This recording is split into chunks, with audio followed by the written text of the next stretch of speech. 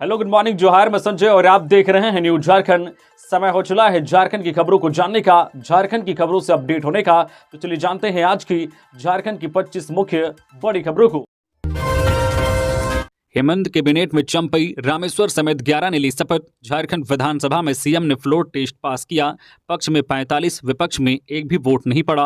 हेमंत सोरेन की सरकार ने सदन में विश्वास मत हासिल कर लिया है। सरकार के पक्ष में 45 वोट पड़े, जबकि विपक्ष में 0 वोट डाले गए। सदन में बहुमत साबित करने के बाद हेमंत कैबिनेट का विस्तार किया गया। नए मंत्री के रूप में सबसे पहले चंपई सोरेन ने शपथ ली। इसके बाद रामेश्वर उरांव, दीपिका पांडे सिंह, बैजनाथ राम और इरफान अंसारी मंत्री पद की शपथ ली। इसके साथ ही दीपक बिरवा, बन्ना गुप्ता, सत्यानंद भोक्ता, मिथिलेश ठाकुर, हाफिजुल हसन और बेबी देवी ने भी मंत्री पद की शपथ ली। हालांकि हेमंत सोरेन के भाई बसंत सोरेन को कैबिनेट में जगह नहीं मिली है। इससे पहले सदन में विश्वास मत पर चर्चा के दौरान जैसे ही हेमंत सोरेन बोलने के लिए उठे, वैसे ही बीजेपी विधायकों ने हंगामा शुरू कर दिया। सीएम ने कहा, मुझे सदन में फिर से देखकर विपक्ष को कैसा लग रहा होगा मैं समझ सकता हूं। साथ ही कहा कि सदन में विपक्ष के जितने भी विधायक दिख रहे हैं, उनमें से आधे भी अगली बार दिख गए तो बड़ी बात होगी। साथ ही सीएम ने चंपई सोरेन को 5 महीने सरकार चलाने के लिए बधाई दी है। बता दें कि 28 जून को हेमंत सोरेन जेल से रिहा हुए थे। 3 जुलाई को चंपई सोरेन ने इस्तीफा दिया था और हेमंत सोरेन ने सरकार बनाने का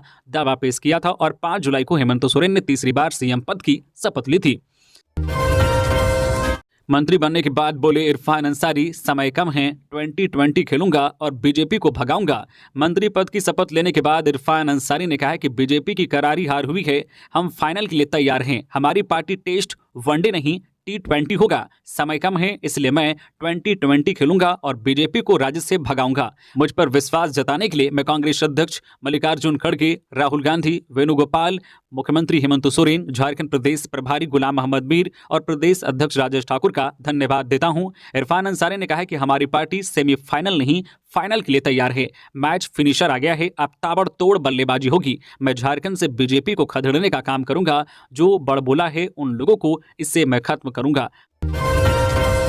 जेबीकेएसएस ने शुरू किया झारखंड मांगे जयराम अभियान। 3.25 करोड़ लोगों तक पहुंचाने का लक्ष्य। झारखंडी भाषा खतियान संघर्ष समिति के केंद्रीय अध्यक्ष जयराम महतो ने विधानसभा चुनाव की तैयारी शुरू कर दी है। इसके लिए 8 जुलाई से झारखंड मांगे जयराम अभियान की शुरुआत की गई। संगठन के केंद्रीय अध्यक्ष जयराम महतो और उपाध्यक्ष संजय मेहता ने संयुक्त प्रेस वार्ता में बताया कि अभियान के तहत 3.25 करोड़ लोगों तक पहुंचाने का लक्ष्य तय किया गया है।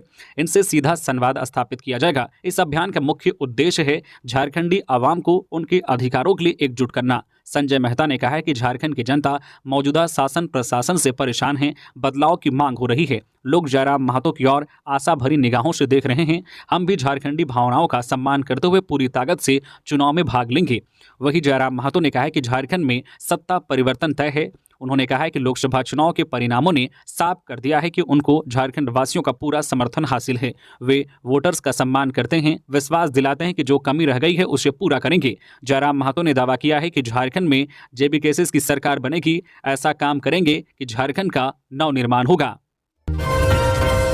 गुमला में सांप काटने से 3 की मौत, रात में नहीं पहुंच सके अस्पताल, झाड़ फूक कराते रहे एक ही परिवार के मरने वाले। गुमला जिले के पालकोट प्रखंड के लोटवा डुगडुगी गांव में एक ही परिवार के 3 सदस्यों की करंट सांप के काटने से मौत हो गई।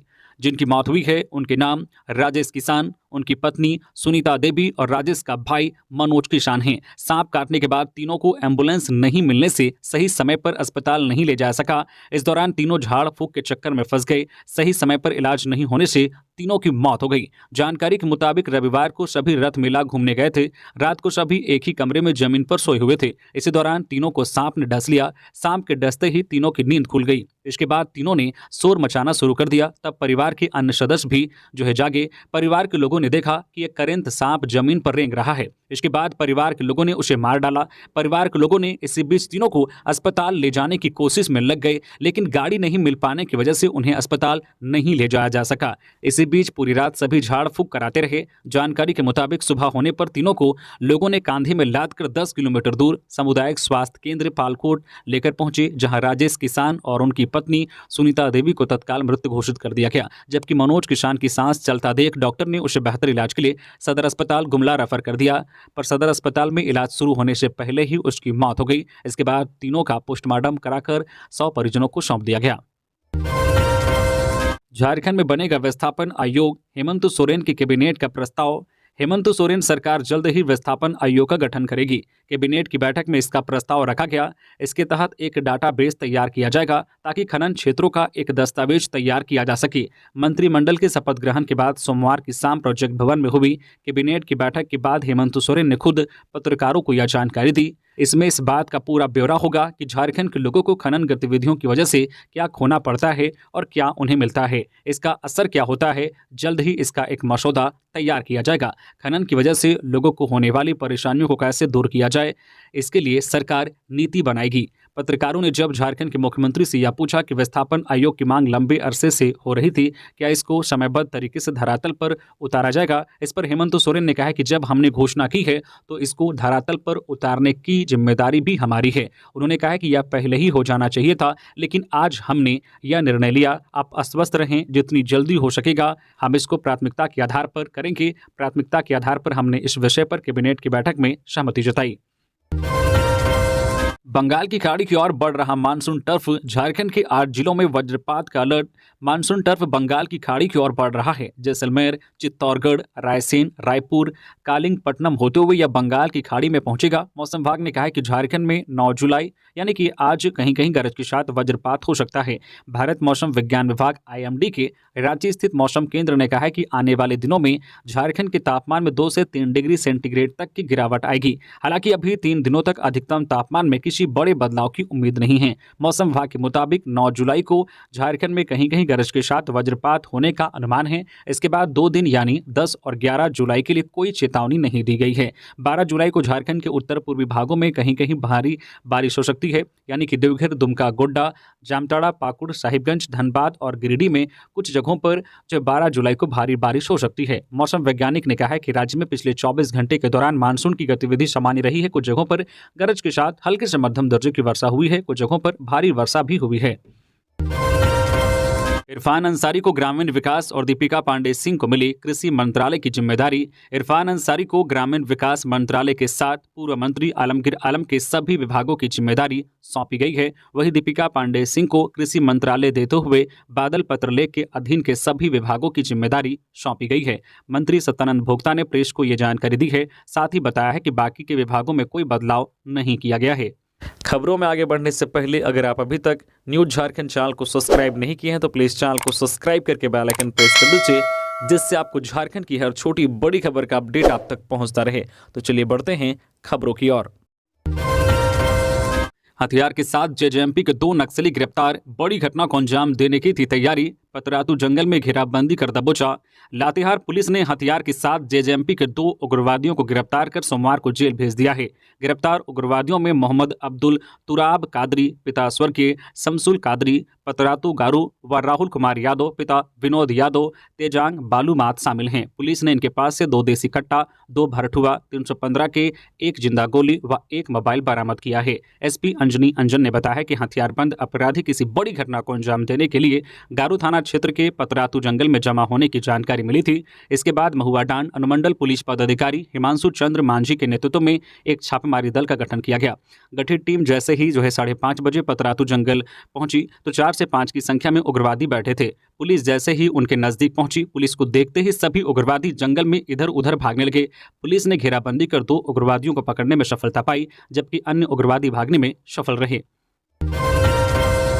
हेमंत सोरेन की जमानत को ED ने सुप्रीम कोर्ट में किया चैलेंज, दी ये दलील। झारखंड के CM हेमंत सोरेन की जमानत के खिलाफ ED ने सुप्रीम कोर्ट का दरवाजा खटखटाया है। मिली खबर के मुताबिक ED ने हाईकोर्ट की जमानत के आदेश को गैर कानूनी बताया है। साथ ही सुप्रीम कोर्ट में याचिका दाखिल की है। ED ने अपने आवेदन में कहा है कि हाईकोर्ट की टिप्पणी पक्षपातपूर्ण है। गौरतलब है कि हाईकोर्ट ने कहा था कि हेमंत सोरेन के खिलाफ कोई ठोस सबूत नहीं है, इसी के आधार पर CM को जमानत मिली है। साथ ही ED ने भूमि कारोबारी कमलेश को भी समन भेजा है। पिछले दिनों ED की छापेमारी में कमलेश के आवास से 1 करोड़ रुपए कैश और कारतूस मिले थे। जमीन कारोबारी कमलेश कुमार को ED ने फिर भेजा समन, 12 जुलाई को पूछताछ के लिए बुलाया। जमीन कारोबारी कमलेश कुमार को ED ने एक बार फिर समन भेजा है। उसे रांची स्थित जोनल कार्यालय में पूछताछ के लिए 12 जुलाई को बुलाया गया है। इससे पहले 28 जून को भी ईडी ने कमलेश को समन भेजकर पूछताछ के लिए बुलाया था। बता दें कि 21 जून को ईडी ने कमलेश के ठिकानों पर छापेमारी की थी। इस दौरान उसके ठिकानों से 1 करोड़ कैश और 100 कारतूस बरामद हुए थे, जिसके बाद ईडी के सहायक निदेशक देवव्रत झा ने पूरे मामले में झारखंड के डीजीपी को पत्र लिख और कार्रवाई की मांग की थी। रांची के काके थाना में कमलेश के खिलाफ आर्म्स एक्ट के तहत भी मामला दर्ज हुआ था। तीसरी बार मंत्री बने बन्ना गुप्ता बीजेपी पर बरसे, बोले साजिश के तहत हेमंत जी को जेल डाला गया। तीसरी बार मंत्री बने बन्ना गुप्ता बीजेपी पर जमकर बरसे। मंत्री बन्ना गुप्ता ने कहा कि भारतीय जनता पार्टी ने साजिश के तहत कई बार अलग अलग तरीकों से इस सरकार को गिराने की योजना बनाई थी। राष्ट्रपति शासन लगाने के लिए मुख्यमंत्री को जेल भेजने से लेकर बहुत सारे हथकंडे अपनाए गए, लेकिन उन सब पर जनता और बहुमत भारी है। समय कम है और काम बहुत करना है। बन्ना गुप्ता ने कहा कि यह जनता के लिए और जनता के द्वारा चुनी हुई सरकार है। जनता की आशा आकांक्षा पूरी करने के लिए यह सरकार वचनबद्ध है। जिस तरीके से भारतीय जनता पार्टी ने साजिश के तहत कई बार इस सरकार को गिराने की योजना बनाई थी और राष्ट्रपति शासन लगाने के लिए मुख्यमंत्री को जेल भेजने से लेकर बहुत सारे हथकंडे अपनाए गए, उन सब पर जनता और बहुमत भारी है। समय कम है और बहुत काम करना है, इसलिए सागर को गागर में भरेंगे और ज़्यादा से ज़्यादा काम करेंगे। झारखंड की जनता की आशा और उम्मीद को पूरा करेंगे। परीक्षाएं भ्रष्टाचार की भेंट चढ़ी, अपराध बढ़े, विधि व्यवस्था ध्वस्त, मरांडी ने बोला हेमंत सरकार पर हमला।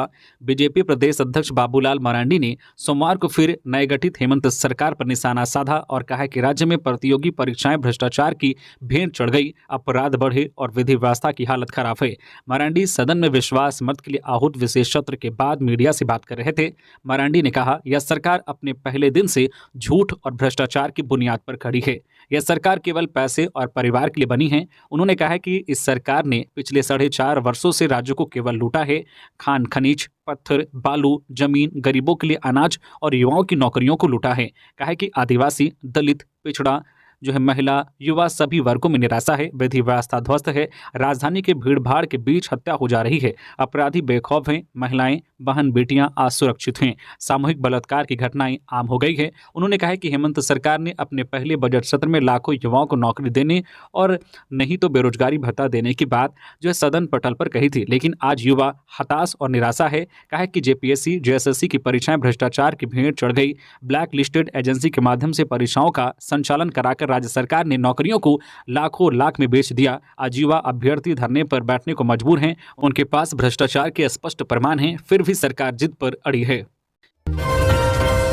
विधायक दीपिका पांडे सिंह को मंत्री बनाए जाने पर गोड्डा कांग्रेस कमेटी में खुशी की लहर, शहर में जमकर हुई आतिशबाजी। महागामा विधानसभा से कांग्रेस विधायक दीपिका पांडे सिंह को मंत्री बनाए जाने से जिला कांग्रेस कमेटी में जश्न का माहौल है। कांग्रेस नेताओं और कार्यकर्ताओं में सोमवार को हेमंत कैबिनेट के मंत्री के नामों की घोषणा होते ही खुशी की लहर दौड़ गई। दीपिका पांडे सिंह को मंत्री बनाए जाने की घोषणा के बाद गोड्डा जिला कांग्रेस के नेताओं और कार्यकर्ताओं ने कारगिल चौक पहुंचकर जमकर आतिशबाजी की और मिठाई बांटकर खुशी का इजहार किया। बताते चले कि हेमंत सरकार 3.0 में गोड्डा जिला की महागामा विधायक दीपिका पांडे सिंह के साथ जामताड़ा विधायक इरफान अंसारी को भी शामिल किया गया है। वहीं संथाल परगना से पहली बार किसी महिला विधायक को मंत्री बनाया गया है। मनरेगा कर्मियों ने झामुमो कार्यालय का किया घेराव।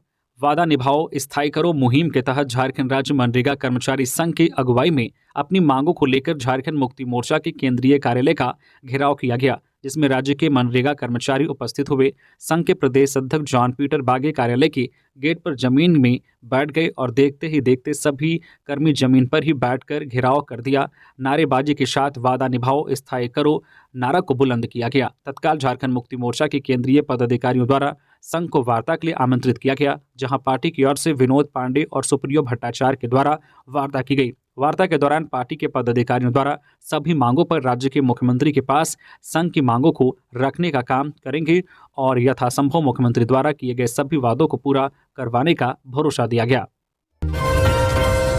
18 लाख की कार में घूमने वाला 24 साल का करोड़पति साइबर अपराधी गिरफ्तार। झारखंड के इस युवक ने महज 24 साल की उम्र में करोड़ों की प्रॉपर्टी बना ली। 18 लाख रुपए की हेक्टर कार में घूमता था। हजारीबाग में उसका 50 लाख का फ्लैट है और 50 लाख का ट्रक खरीद रखा है, करोड़ों की जमीन का भी मालिक है। इस युवक को पुलिस ने गिरफ्तार कर लिया है। हम जिस युवक की बात कर रहे हैं वह कोई आम युवक नहीं, एक शातिर और कुख्यात साइबर क्रिमिनल है।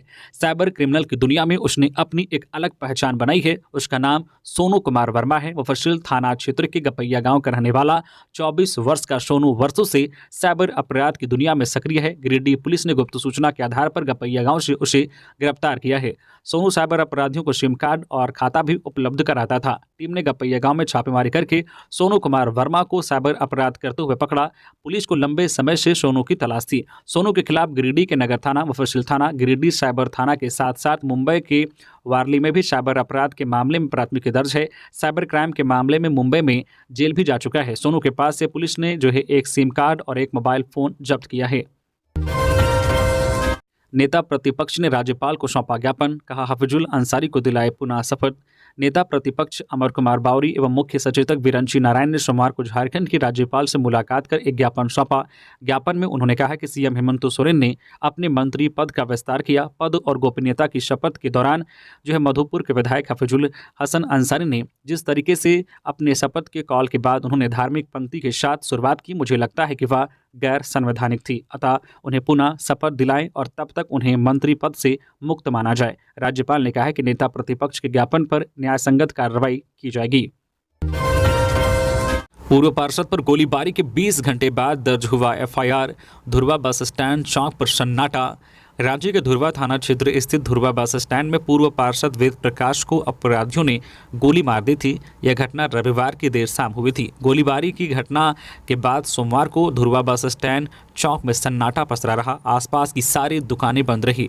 वहीं दूसरी तरफ घटना को अंजाम देने वाले अपराधियों का अब तक कोई पता नहीं चला है। वहीं संदेह के आधार पर पुलिस ने 3 लोगों को हिरासत में लेकर पूछताछ किया।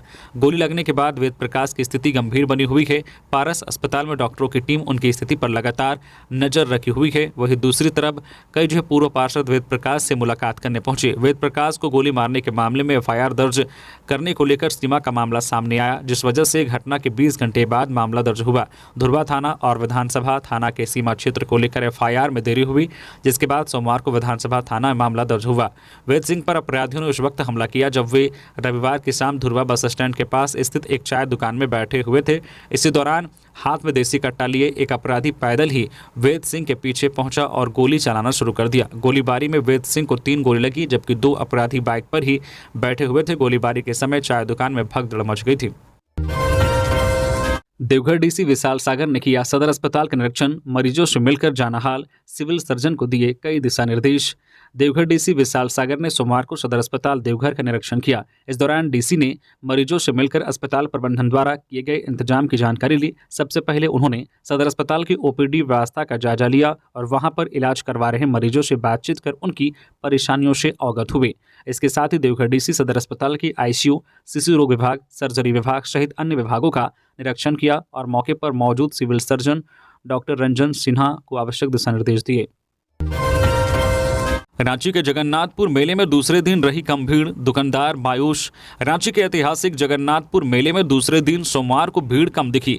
मेले में लगे कई झूले रात 8 बजे ही बंद हो गए। वहीं जो झूले चल रहे थे उसमें भी भीड़ नहीं दिखी। ज्यादातर लोग केवल घूमने पहुंचे थे। अधिकतर दुकानों में इक्का दुक्का ग्राहक ही सामान देखते मिले। कम ग्राहकों की वजह से दुकानदार मायूस थे। उनका कहना था कि पिछले साल से भी इस बार कम बिक्री हुई। हालांकि ये कहना जल्दी होगा क्योंकि मेले का दूसरा ही दिन था। मेले में जिएंट व्हील, फ्रेश बी, सुनामी और हैमर झूले का टिकट 100 रुपये में मिल रहा है। वही ब्रेक डांस का टिकट 80 रुपये का है। मौत का कुआं देखने के लिए 50 रुपये खर्च करने होंगे। वही बच्चों के मिक्की माउस के लिए भी 50 रुपये का टिकट है। इधर भगवान जगन्नाथ अपने भाई बलभद्र और बहन सुभद्रा के साथ मौसी बाड़ी में विराजमान हैं। भगवान को सुबह में हलवा का भोग लगाया गया, जबकि दोपहर में दाल भात सब्जी और खीर का भोग लगाया गया। श्रद्धालुओं ने सुबह 6 बजे से दोपहर 12 बजे तक और दिन के 3 बजे से शाम 7:30 बजे तक भगवान के दर्शन किए। बीजेपी ने जितनी ताकत झारखंड सरकार को गिराने में लगाई, उतना राज्य की भलाई में लगाती तो बोले हेमंत सोरेन। विधानसभा में बहुमत साबित करने और मंत्रिमंडल गठन के बाद सीएम हेमंत सोरेन ने सोमवार को कहा कि बीजेपी ने जितनी ताकत झारखंड सरकार को गिराने में लगाई उतनी राज्य की भलाई में लगाती तो लोकसभा चुनाव में इनके नेताओं की ऐसी हार नहीं होती। हेमंत ने एक ट्वीट कर कहा, पिछले 2.5 साल में जितनी शक्ति बीजेपी ने चुनी हुई झारखंडी सरकार को गिराने में लगाई है, अगर उतनी शक्ति इन्होंने झारखंड की भलाई में लगाई होती तो लोकसभा में इनकी संख्या में गिरावट नहीं आती। सीएम हेमंत ने आगे कहा, बीजेपी को लगता है कि वे एजेंसियों का दुरुपयोग कर अपने धन बल एवं सातिराना चालों से जनता को जनमत को अन्य राज्यों की तरह खरीद लेंगे या लूट लेंगे, पर वे भूल जाते हैं कि हम झारखंडी हैं। हमने कभी अंग्रेजों के सामने घुटने नहीं टेके, तो ये आज के अंग्रेज तानाशाह के सामने हम कभी नहीं झुकेंगे। उन्होंने नारा दोहराया है कि ना झारखंड झुका है ना झारखंडी झुकेगा। Land scam. रांची के पूर्व उपायुक्त छविरंजन समेत 10 आरोपियों के खिलाफ आरोप गठित। 22 जुलाई से गवाही। सेना के कब्जे वाली 4.55 एकड़ जमीन की अवैध खरीद बिक्री मामले में रांची के पूर्व उपायुक्त छविरंजन सहित 10 आरोपियों के खिलाफ पीएमएलए की विशेष अदालत में आरोप गठित किया गया। सभी आरोपियों को वीडियो कॉन्फ्रेंसिंग के माध्यम से पीएमएलए के विशेष न्यायाधीश के समक्ष बिरसा मुंडा जेल से पेश किया गया। कोर्ट ने उनके आरोपों को पढ़कर सुनाया, जिसे आरोपियों ने बेबुनियाद बताया और ट्रायल पेश करने की बात कही। मामले में अभियोजन पक्ष की ओर से 22 जुलाई से गवाही शुरू होगी। विधानसभा साथ पहुंचे हेमंत कल्पना। झारखंड विधानसभा के एक दिनी विशेष सत्र में शामिल होने मुख्यमंत्री हेमंत सोरेन और उनकी पत्नी वागांडे विधायक कल्पना सोरेन मुर्मू साथ विधानसभा पहुंचे। हेमंत सोरेन खुद गाड़ी ड्राइव कर सीएम हाउस से विधानसभा तक गए। विधानसभा पहुंचने के बाद दोनों विधानसभा अध्यक्ष रविंद्रनाथ महतो से मिले।